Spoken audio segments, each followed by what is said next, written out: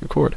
Hey guys, my name is Cosny Calder, and I am a League of Legends player and a brand new YouTuber here. I'm intending on starting to make YouTube videos more consistently, and I'm going to be giving some somewhat guides to picks and such. And this video is specifically going to be focused on lower tier ADC picks, because I myself am a lower tier somewhat, and I'm currently on the climb, and I'm about to be into Gold 5, so I mean, I'm just about to leave the area where it's known as feeders, AFKers, and stuff of that sort. So, a common thing for silver players to see is AFKers or feeders, and what you need to understand in those situations are you need to surrender. There's certain times that you don't have to in those. It depends who's fed. If the enemy team is up 15 kills to your 4 kills on your team and you only have 4 people, give it up. You're done. Just let the game end, move on to the next game. That's a big thing that silver players don't seem to know how to do. Bronze is included in this as well. You have to know when to surrender. Fighting it out is just going to make your KDA worse, which drops your matchmaking rank, which is also known as MMR. It's a background thing that's used to help position you in games. So if you are not giving up before your score looks horrendous, you're going to cause yourself more problems that way. You're going to end up being paired with more of those AFKers and feeders and people that you hate seeing. I know this because I used to think that way of, I'm never surrendering. This game can always come back. We can always do this. Yeah, no. I've learned now, don't do that. If it's a game that's gone, if there's a 10 to 15 kill difference, it's pretty much good game.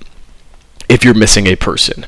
Now, to say that it's always a good game and a 10 kill difference is not always true. You have to analyze the situation.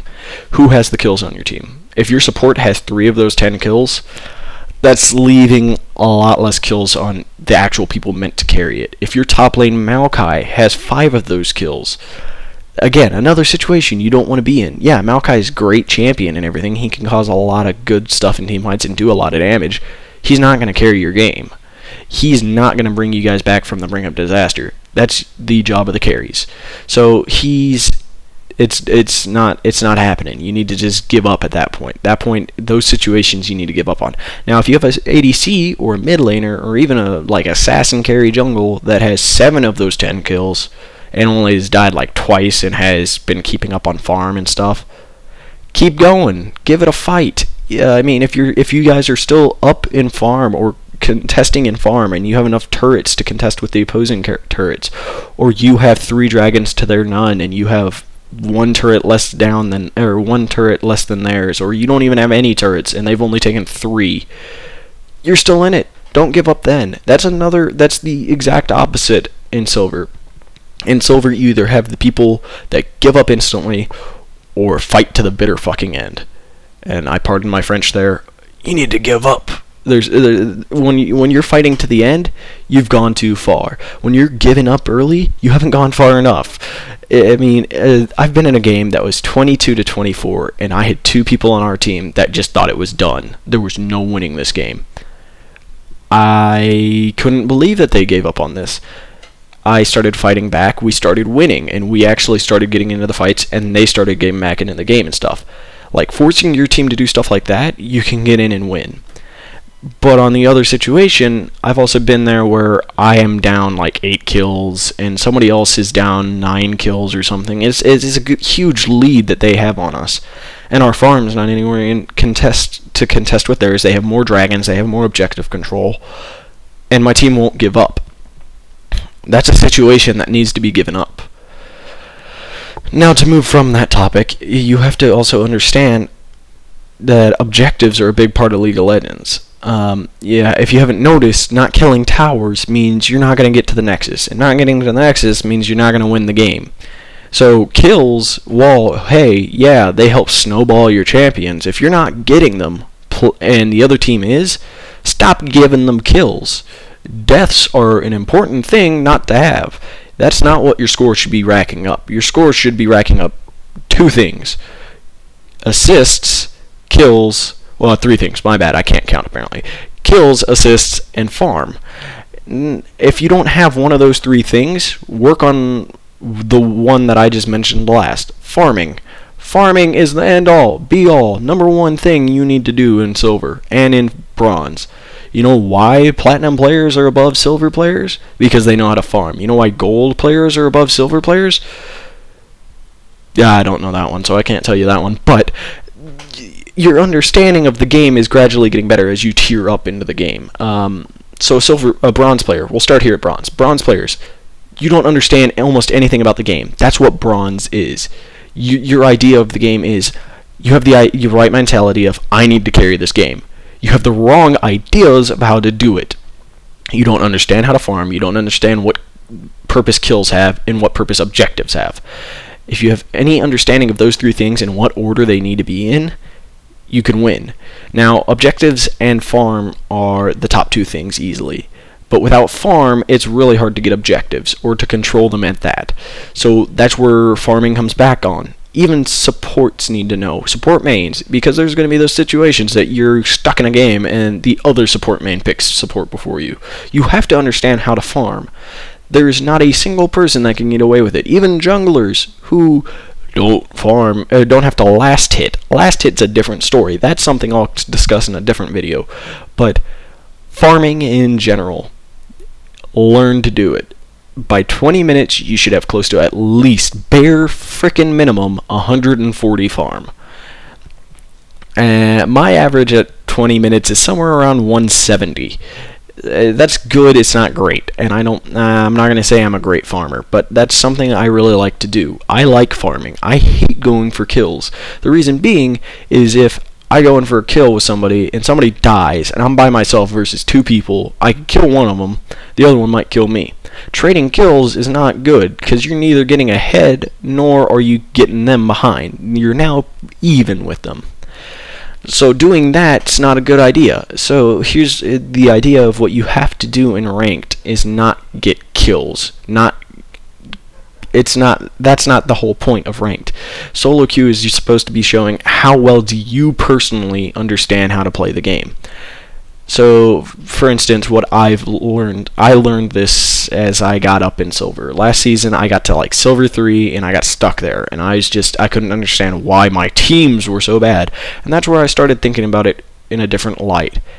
Was it really my teams, or was it me? And in situations, it very much was my teams, but in many situations, there was something that I did that inhibited my team from winning. And it's not that it was the only reason my team didn't win, but it would have been one less reason if I corrected that. And that's what you have to understand. Though your team might be causing majority of the reasons of your loss, you're still causing some of them some way or somehow.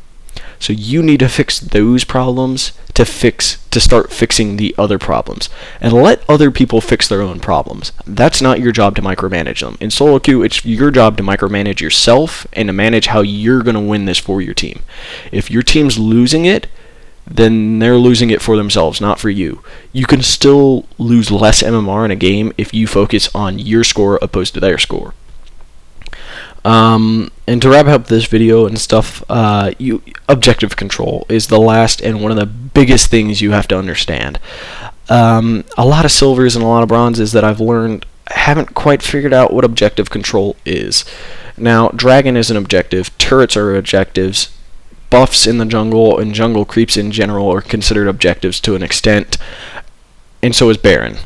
Now, of these, the least important is oddly Baron. Now, a lot of, in previous seasons, Baron's been a big deal. He wins games, and he still does to an extent in this current meta. You can win without Baron in this meta, though. Getting him is a nice little, like, nail hitting the nail on the head, finishing off the coffin with an extra. But it also can throw games. There's a lot of situations of understanding when to do a Baron. Now, if you have complete and total coverage ward-wise on that side of the jungle, your opponents have no vision of it whatsoever, and you know for sure of this, and they have one person dead, go for it. They're not going to stop you. Now, if they're all 5 up, you haven't cleared all the wards. Your wards are kind of scattered over there on their side of the jungle. Don't do it. That's a bad situation. Even if you see a person down in bot, it's a bad situation because you could get caught off guard. If you don't know where they're coming from, you're at a disadvantage if they know where you're at. So Baron can be ignored for the longest time. Dragons, on the other hand. First Dragon and 5th Dragon are the most important. If your team has not gotten First Dragon, do it when you can do it unopposed. If the opposing team already has first dragon, don't worry about them getting second, third, fourth. I mean, it's bad for them to have them, but if your team cannot fight them, don't do it. Fifth is the most important dragon to stop. First and fifth. Because if you stop first, they don't have any buffs. If you stop fifth, they don't get double the buffs. If they get either of those, it's already, okay, we can't really, if they get first, it's bad, but it's not unwinnable. You can still come back from it. If they get fifth, your only chance is they're going to fuck up horribly. So what you have to worry about in those cases is control dragon for yourself. If you know your team cannot win a team fight, but you know that their team's coming to contest dragon, leave it. Just leave it early, let it go. If they're going to try to get it, you can have your jungler make a play if you want. I recommend not doing that anyways, but you can still do it if you want to. And the final thing of those objectives, because jungles, it's just understandable. There's 2 jungle buffs, you kind of want to control them, and there's smaller buffs that you get from every other jungle thing. Keeping a jungler from farming really does help your team. It puts them behind and makes them have one less person that's threatening. Turrets, though, by far the most important objective to protect and to kill. If you can't group to kill a turret, or if you can't kill a turret in lane, then you need to protect for long enough or let your outer turrets fall, in which you start defending your inner turrets. If you can't protect those, let them fall. Go back to your base turrets. Those are the only ones that you have to keep. It's understandable you want to keep as many as you want because that's more to buffer your base. But if you cannot defend them, let them push towards your base.